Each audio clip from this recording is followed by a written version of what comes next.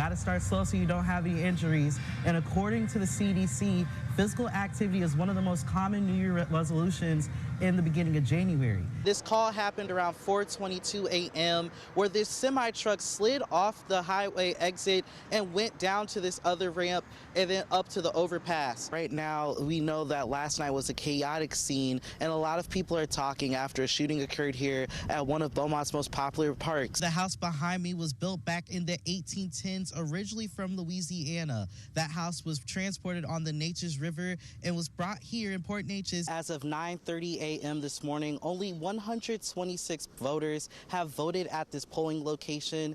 Compared to the March primary, that's not a large number of people turning out to vote.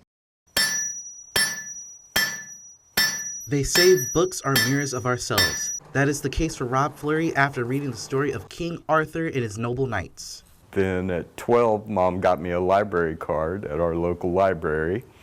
And the first thing I did was ask the librarian, how do they make swords? By reading books on blacksmiths, Fleury was able to forge his first sword at the age of 13. He did not stop there, cutting and shaping metal into swords, axes, knives, and many other tools people use every day, selling those items as tools and collectibles to give people a taste of history.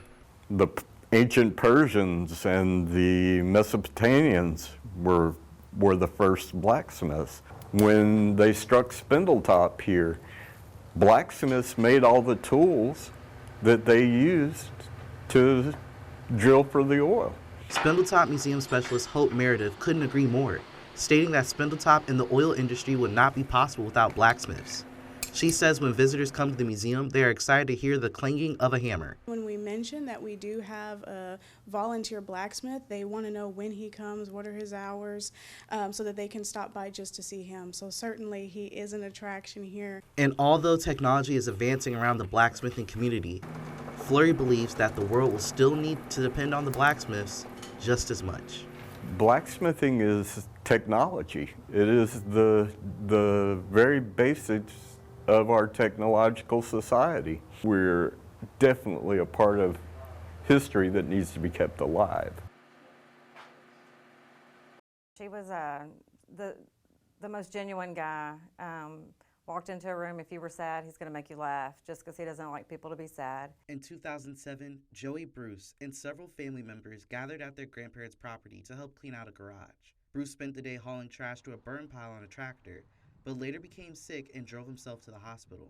He had shortness of breath, chest pains, real high fever, body aches.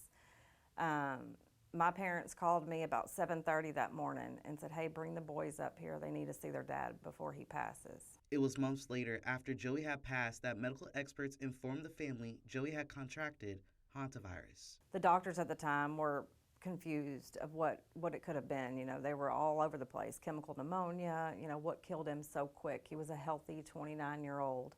Hantavirus is a rare virus spread through contact with infected rodent droppings, urine, or saliva. In present day, the CDC is now monitoring a separate hantavirus outbreak tied to a cruise ship in the Atlantic Ocean involving the Andes virus, a strain linked to severe lung disease. The CDC says the overall public risk remains low because person-to-person spread is difficult.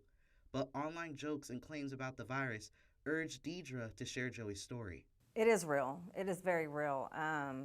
It killed a happy, healthy 29-year-old. It not only killed him, the family was so confused because we all felt like there was something we could have done to prevent it. Deidre's message to those who may be concerned about their health is simple. Take precautions as much as possible. Take everything serious. Go to the doctor if you don't feel it. If you're wearing a fever for more than a day or two, that's not normal. Even if it's just comes back to be the flu, it's rather be safe than sorry because you never know. I will grow just about anything that they won't put me in jail for. Just whatever I can get in the ground and grow, I grow. 78-year-old William Taylor has been farming for nearly 6 decades, growing everything from cabbage and corn to strawberries and squash. But when a hard freeze hit in January, it wiped out much of his crops. It just devastated us. I had 200 head of cabbage in one field. 2 of them survived. Meteorologist Patrick Vaughn says a hard freeze in southeast Texas happens when Arctic or Canadian air pushes temperatures below 28 degrees. In order to get a hard freeze in southeast Texas, you need cold air moving down from at least Canada, maybe even some Arctic air mixed in. While the damage can be severe, experts say these cold snaps are fairly common.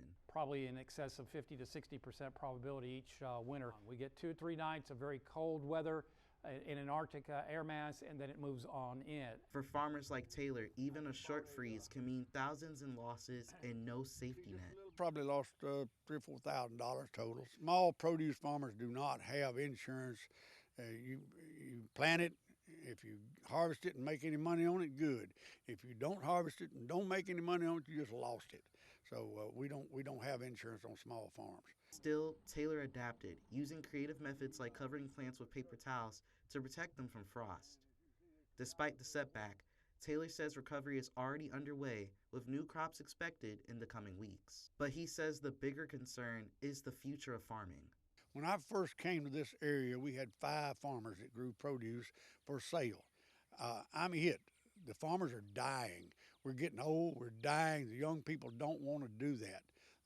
They say it's too much work for not enough money.